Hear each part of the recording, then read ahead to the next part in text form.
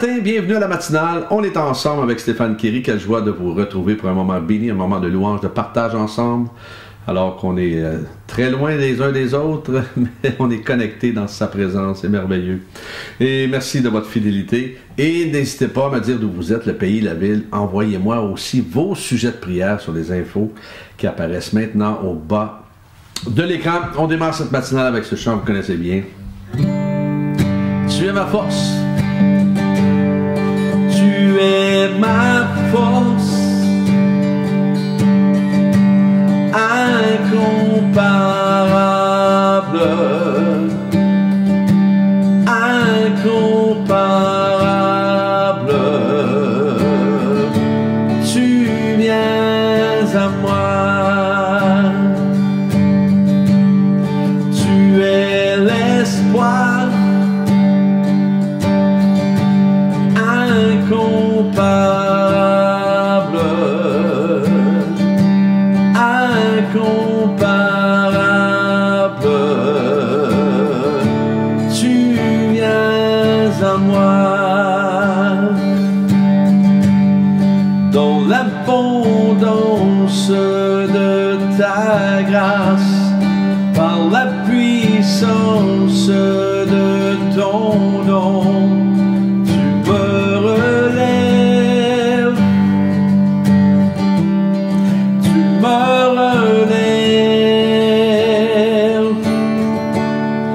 Amour divin, inébranlable, intarissable, tu viens à moi. Dans l'abondance de ta grâce, par la puissance de ton nom, tu me relèves, tu me relèves. Oh, dans l'abondance de ta grâce, par la puissance de ton nom, tu me relèves, tu me relèves.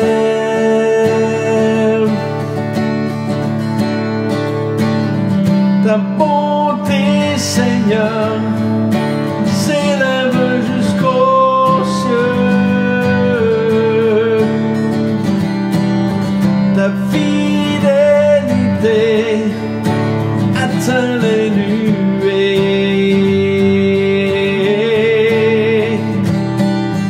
Ta bonté, Seigneur, s'élève jusqu'aux cieux. Ta fidélité atteint les nuées.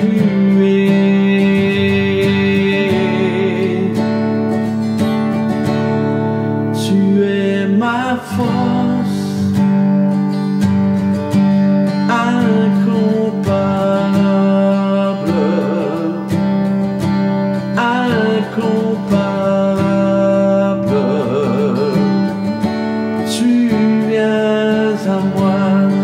Tu es l'espoir, tu es l'espoir, incomparable, incomparable, tu viens à moi. Oh, cet espoir incomparable. Alors, le thème de ce matin, ne méprise pas la correction. Nous allons lire dans Hébreux, l'Épître aux Hébreux, chapitre 12, versets 5 à 7. Et vous avez oublié l'encouragement qui vous est adressé comme à des fils. Mon fils, ne méprise pas la correction du Seigneur et ne perds pas courage lorsqu'il te reprend. En effet, le Seigneur corrige celui qu'il aime et il punit tous ceux qu'il reconnaît comme ses fils. Supporter la correction, c'est comme des fils que Dieu vous traite Quel est le fils qu'un père ne corrige pas? Vous savez, notre société est plongée dans la culture de la non-discipline à cause des abus physiques que des parents ont occasionnés à leurs enfants dans le passé. Notre société est passée aux enfants qui peuvent lire leurs droits aux parents par le département de la protection de la jeunesse. Nous sommes spectateurs aujourd'hui non seulement d'enfants rois, mais aussi de parents rois. Un enfant roi, c'est quoi? C'est un enfant qui a généralement toujours eu ce qu'il voulait et à qui beaucoup de pouvoir lui a été laissé. Et cela fait donc en sorte que ce dernier n'a que très peu développé de tolérance à la frustration et qu'il est habitué à avoir une place aussi importante que celle des adultes dans des décisions importantes qui sont prises. Et lorsque l'enfant roi est confronté à une situation de contrôle de la part des parents, bien, il fait des crises afin d'obtenir ce qu'il veut. C'est aussi un enfant qui a été habitué à se faire complimenter, encourager par son entourage, même dans les situations dans lesquelles son comportement a été inadéquat. Et généralement, les parents d'enfants rois évitent les conflits, donc ne mettent pas de cadre à celui-ci. Et dans un article du journal Le Droit, ici, on parle de parents qui interfèrent, argumentent et défendent leurs enfants en toute occasion. Certains parents ont même des problèmes de comportement. Les enfants décident et évoluent dans un monde sans contraintes, ni limites, et parfois sans repères. Et nous sommes passés aux extrêmes de trop strict à pas assez strict. Enfin, pourquoi je vous parle de cela?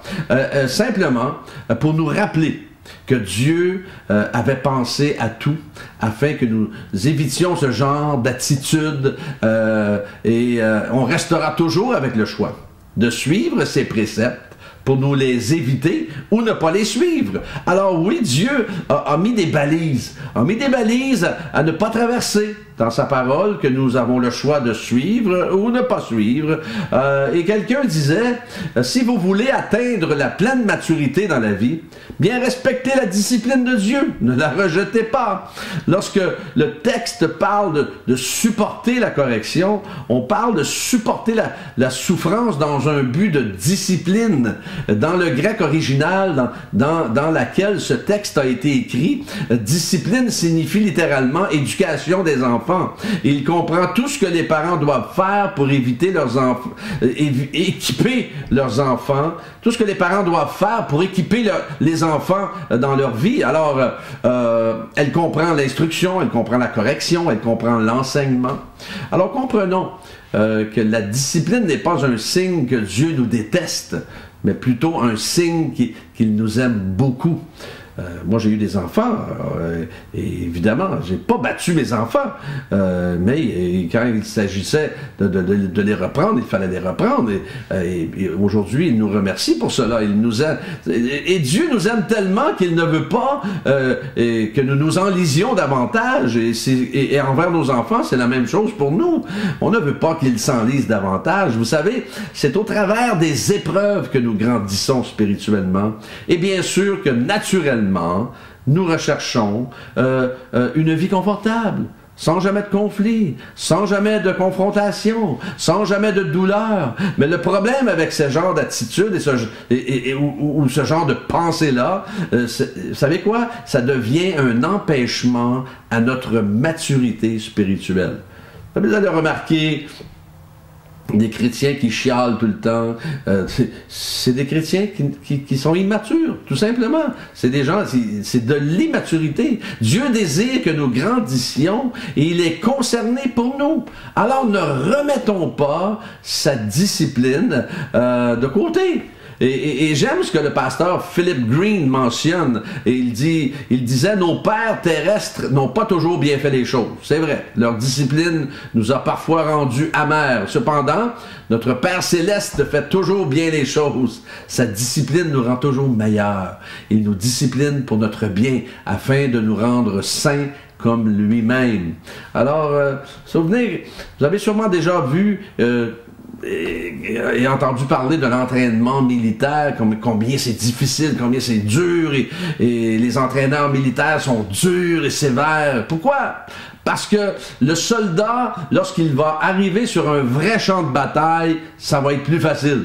Ça va être beaucoup plus facile parce que ça a été dur, l'entraînement a été dur. Alors, ça va être beaucoup plus facile pour lui sur le champ de bataille. Alors aujourd'hui, ne méprisez pas la correction parce que celle-ci pourrait devenir une bénédiction. C'est vrai, ne méprisez pas la correction parce qu'elle peut devenir plus tard une bénédiction. C'est toujours avec le genre d'attitude avec laquelle nous la recevons. Alors ne méprisez pas la correction. On va prier si vous voulez bien.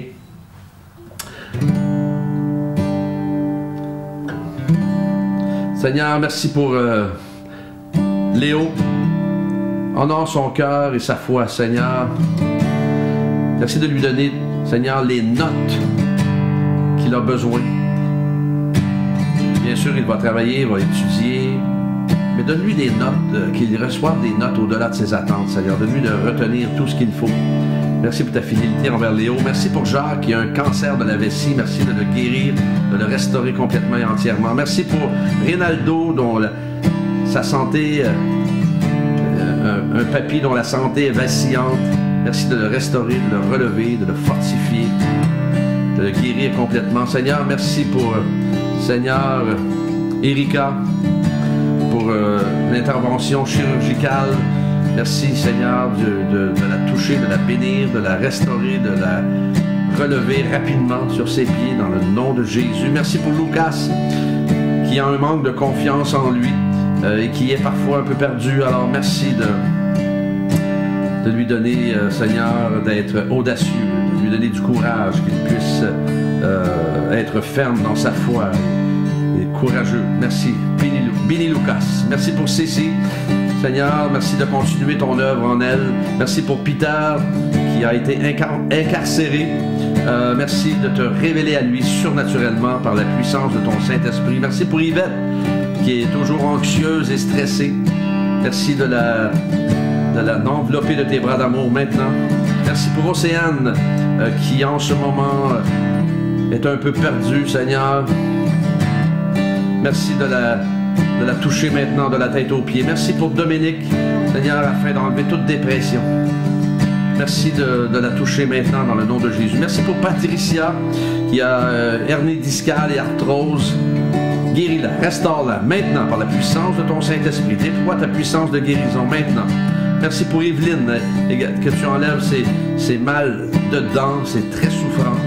Au nom de Jésus. Merci pour la Martinique et la Guadeloupe. Merci pour les Antilles, afin que, Seigneur, alors qu'en ce moment, on dit qu'il y a une déstabilisation sociale. Merci de poser ta main toute puissante, de bénir, Seigneur, la Martinique et la Guadeloupe. Bénir les îles, Seigneur. Merci pour ta bonté, ta grâce. Merci pour mes frères et sœurs connectés ce matin. Bénis-les, comble-les et garde-les près de ton cœur. Je les confie entre tes mains au nom de Jésus.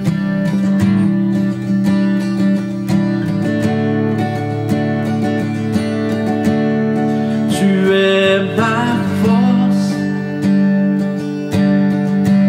incomparable. Incomparable, tu viens à moi. Soyez bien dans cette journée, que Dieu vous accompagne et demain matin, Dieu voulant, on est ensemble.